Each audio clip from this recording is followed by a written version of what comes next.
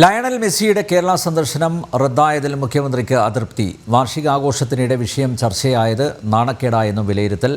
മുട്ടിൽ മരമുറി കേസിലെ പ്രതികളെ സ്പോൺസർമാരാക്കിയതിൽ മുന്നണിയിലും വിമർശനമുയർന്നിരുന്നു. Reporter broadcasting കമ്പനിക്കെതിരെ സംസ്ഥാന സർക്കാർ നിയമ നടപടി സ്വീകരിച്ചേക്കും. അതേസമയം ചെയ്യാവുന്നതെല്ലാം ചെയ്തിട്ടുണ്ടെന്ന് പറഞ്ഞ് കൈകഴുകുകയാണ് കായിക വകുപ്പ് മന്ത്രി.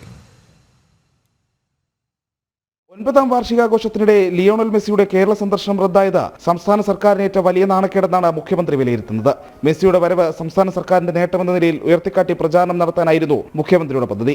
മെസ്സി ആരാധകരുടെ പ്രീതി പിടിച്ചുപറ്റിയാൽ തെരഞ്ഞെടുപ്പിൽ നേട്ടമാകുമെന്നും കണക്കുകൂട്ടലുണ്ടായിരുന്നു. ഇതെല്ലാം പൊളിഞ്ഞതിനൊപ്പം വിഷയം വാർഷികാഘോഷത്തിനിടെ തന്നെ ചർച്ചയായതും മുഖ്യമന്ത്രിയുടെ അതൃപ്തിക്ക് കാരണമായിട്ടുണ്ട്. അതേസമയം ചെയ്യാവുന്നതെല്ലാം ചെയ്തിട്ടുണ്ടെന്ന് പറഞ്ഞ് കൈകഴുകുകയാണ് കായിക വകുപ്പ് മന്ത്രി വി അബ്ദുറഹ്മാൻ. സ്പോൺസർഷിപ്പ് ഏറ്റെടുക്കാമെന്ന് കത്ത് നൽകിയത് റിപ്പോർട്ടർ ബ്രോഡ്കാസ്റ്റിംഗ് കമ്പനിയാണെന്നും മന്ത്രി പറഞ്ഞു. ഭാരിച്ച ചെലവുള്ളതാണ്.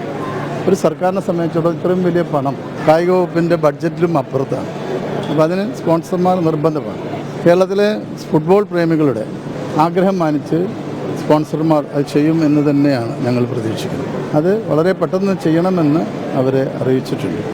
മുട്ടിൽ മരമുറി കേസിലെ പ്രതികളെ പരിപാടിയുടെ സ്പോൺസറാക്കിയതിൽ നേരത്തെ പാർട്ടിയിലും മുന്നണിയിലും വിമർശനമുയർന്നിരുന്നു. ഇതെല്ലാം അവഗണിച്ചായിരുന്നു മെസ്സിയുടെ സന്ദർശന പരിപാടിയുമായി സർക്കാർ മുന്നോട്ട് പോയത്. റിപ്പോർട്ടർ ബ്രോഡ്കാസ്റ്റിംഗ് കമ്പനിക്ക് കൃത്യസമയത്ത് തുക നൽകാൻ കഴിയാതെ വന്നതോടെ വിഷയം വീണ്ടും പാർട്ടിയിലും മുന്നണിയിലും ചർച്ചയാകാനാണ് സാധ്യത. സ്പോൺസർക്കെതിരെ നിയമ നടപടി സ്വീകരിച്ച് തൽക്കാലം മുഖം രക്ഷിക്കാമെങ്കിലും ഉണ്ടായ നാണക്കേടിൽ മുഖ്യമന്ത്രി പാർട്ടിയോടും മുന്നണിയോടും വിശദീകരിക്കേണ്ടി വരും. അതോടൊപ്പം മെസ്സിയെ നേരിട്ട് കാണാൻ കഴിയുമെന്ന് പ്രതീക്ഷ നൽകി നിരാശപ്പെടുത്തിയ ആരാധകരോടും സർക്കാർ മറുപടി പറയേണ്ടി വരും.